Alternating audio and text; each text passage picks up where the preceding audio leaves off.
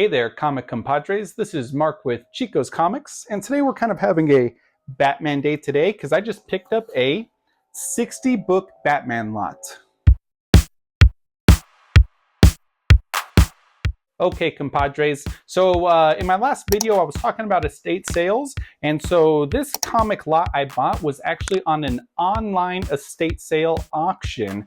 I've seen both negative and positive responses from online estate sales.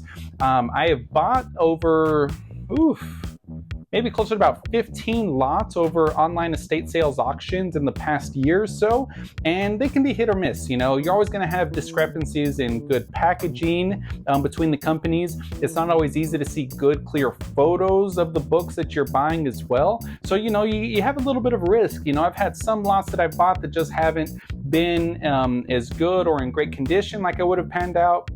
Some boxes or some lots that I bought that the packaging was just piss poor. And then I've had some that actually exceeded expectations, and I was able to get a lot of comic equity out of my purchases. And that's kind of the main point of today, is I was looking for a lot that would provide me a lot of comic equity. And so, as I did mention, I picked up a 60 book Batman lot, and we're going to go through all the books today. My winning bid on this lot was $275. After buyer's premium and taxes, I paid a little over $310, $315. So averaged a little over $5 and some change per book. Some of these books don't make the $5 and some definitely exceed it. So let's just kind of go through. I'm going to be going in order, issue order on these. So yeah, let's just kind of check in here. The first three books are from the Whitman printing of Brave and the Bold. So we do have Brave and the Bold. This one is with Red Tornado here. And then I have the next one with Metamorpho, which is a pretty cool character, and also with Green Lantern. I believe these books are early 80s, 40 cents. I might be wrong, it might be late 70s. You know, nothing of crazy value, some good stories to kind of read through. But then I did actually have a DC publishing of Brave and the Bold, issue 180, featuring the Spectre.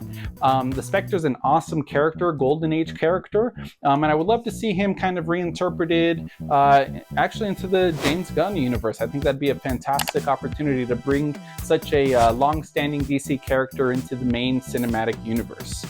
So now we actually start into the Batman issues, and we started going, I think, late 70s into the 80s, late Copper Age. But the first issue here is going to be issue 278.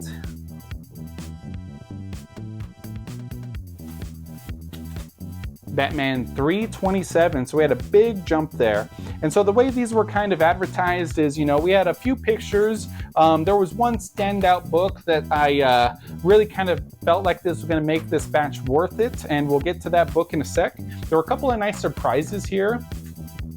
A couple of good first appearances, some keys, some really just kind of great books. I love Batman. I've kind of been raised DC, tried and true. Batman 343 here. Yeah, you know, I saw this lot and I had bid on it initially and thought, nah, I'm not going to bid on it. You know, there were some weird kind of details as far as their shipping policy was concerned. And so one of the main themes I've seen across a lot of the online auctions, whether that's high bid, proxy bid, CT auctions, is that you know, they sometimes use third-party shippers, and that's where I find the biggest discrepancies. You know, some of these guys can package comics, and I've had comic book lots come in just like straight-up bags. So I'm glad this one did ship correctly, and I did include a couple of pictures.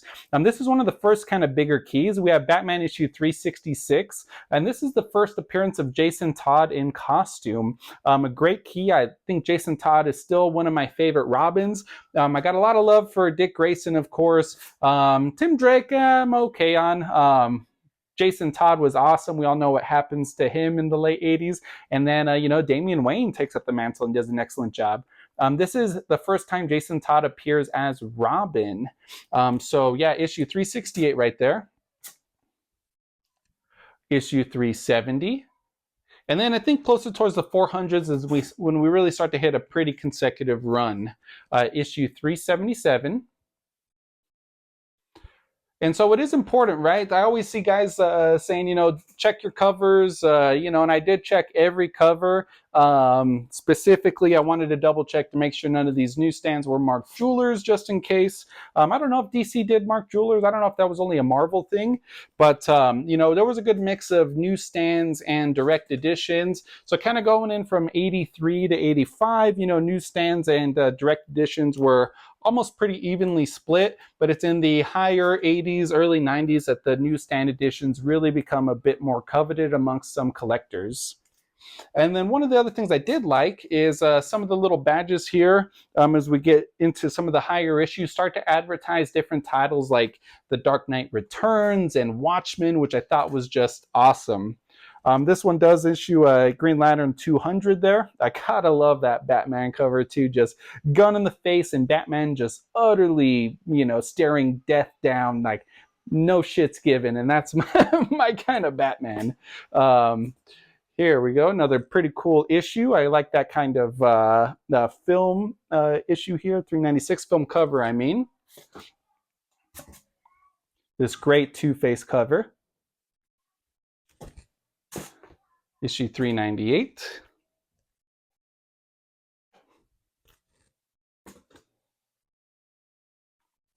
Issue 399, and this is one of those little decals I was saying how the Dark Knight will end. That's advertising issue 4 of the Dark Knight series with Batman v Superman. The anniversary issue 400. This one's got a pretty decent value on it already too. Okay, now we get into the 400s. Here's issue 401.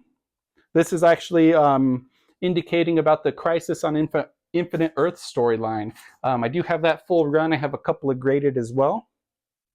Issue 402. 403. And here we get into some of the bigger books I was excited about. And so when I saw this, I remember only seeing one copy. I might have been mistaken, but I actually had 1, 2, 3 copies of Batman Year One, Issue 1. Excellent, iconic Frank Miller story. This one really set the groundwork and kind of redefined Batman's origin story. If y'all didn't know, this was how loosely Batman Begins, the Christopher Nolan movie, was based on. It took a lot of inspiration from this. Frank Miller was just hitting a ton of high notes in the 80s, and he really had a lot of success with Batman Year One. So I was very happy to get these 3 issues, and this issue here in the top loader is very high grade. I'm actually considering sending it in for the Frank Miller signing that's going on at CGC right now. And then we could not have issue 1 without issue 2.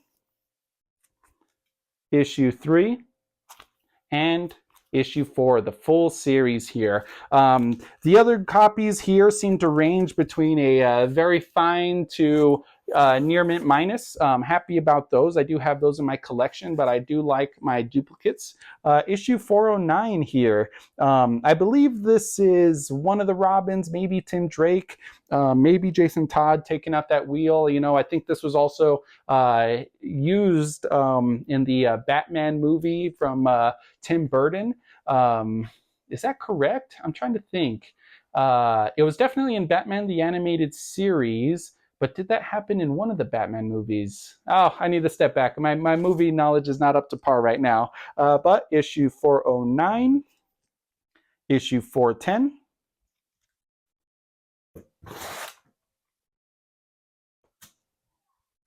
and so we just hit a nice stride here. This nice consecutive run of the 400s was really strong. I think I have them pretty much all in order here. 412, 413. We know it's kind of coming up, right? We're only getting so close now. 414. And so, yeah, they were packaged pretty well. And most of these issues did come in that kind of very fine plus range, with a couple exceptions that were very high grade. Nothing that was really very, low quality, low grade. This is actually another good key issue here. I believe this is the first appearance of KG Beast, another awesome character introduced in the 80s. And then we have part 2. Part 3 and Part 4. So now we get a little bit of Jim Starlin, who kind of comes into the Batman mythos here, Batman writing. We're going to start with 421. And, you know, they always talk about, but people I see, you know, Facebook comic groups and CGC forums, you know, it's always important, y'all, when you receive a lot of books, it takes a lot of time. I rebagged and boarded everything last night, but double check your copies, because you never know if you're going to find a double cover, you know, and this is pretty awesome. I wish this was one of the issues coming up here, but regardless, pretty badass nonetheless. That double cover is pretty awesome, and I think I still might get this graded just to have it indicate that double cover. This one is very high grade, a little bit of a little crunch in the corner that I think I can press out, but I'll have some fun here. Issue 422. And then, so kind of the big book that I bought this lot for that really I kind of made it worth it was issue 423 in a newsstand edition.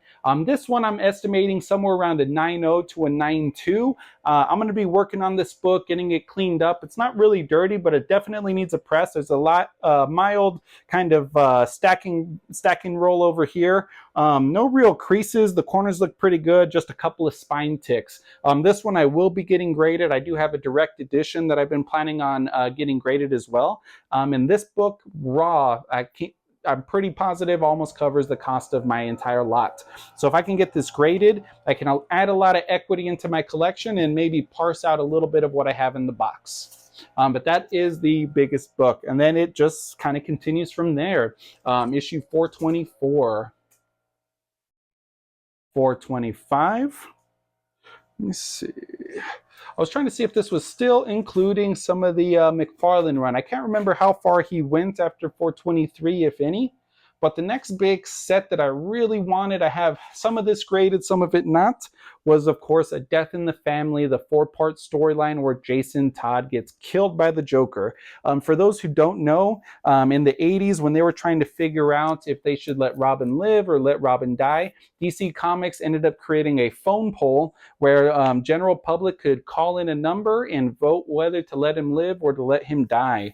I can't remember exactly how close it all got. This is the issue where he is killed, but I believe it was within about a 60-40 split. So, you know, pretty close in my opinion. And of course, we all know that Jason Todd does meet his demise. It's a comic book death, but it did take him a couple of decades to finally come back in that Hush storyline, which was just excellent and packed such a punch and had so many other layers and nuances to kind of Batman's character and mythos as he moved on into that early 2000s. But this really was just an excellent lot. I was very pleased. You know, for those who are you know, thinking about checking out some of those online auctions, like I had mentioned, High Bid, Proxy Bid, there's several others, dozens others to be honest. You know, you have to be kind of careful on you know, who you're picking, because you know the shipping is where I, in my opinion, am finding the, you know, biggest discrepancies that have, you know, going to affect the quality of your books as they come to you. We did also have Batman Year 3, all 4 issues here. 1, 2, 3, and 4 right over here. And the very last issue here is Batman 440. Lonely Place of Dying. We got some great George Perez and Marv Wolfman art and story here, and you know, an excellent pickup for about $300 and some change, 60 books. I think that went pretty damn well. You know, those online auctions aren't for everybody. Trust me, it's not for me all the time. But when I'm kind of hunting for books and different kind of bulk packages, it's always important to diversify your comic hunting. One of the other YouTubers, comic YouTubers who brought up that point recently was Ryan over at Automatic Comics, and talked about buying lots. You know, individual issues can be a good way to, you know, try to gain equity, but lots, in my opinion, is definitely the way to go to build up your comic equity. 300 bucks and some change, I could probably sell this entire 58 book lot and keep these 2 and still have enough money to grade these books out of that money made, and also add some great books to my collection. It's all different ways to approach your comic collecting. I'm just trying to provide a little feedback and a little mindset of what I like to do when I'm, trying to further build my collection. But that's it for today, y'all. What are you guys hunting for? Any finds? Please drop a comment, a like, a subscribe. I appreciate everybody. Thank you so much for jumping in on today's video, and I'll catch you next time, comic compadres.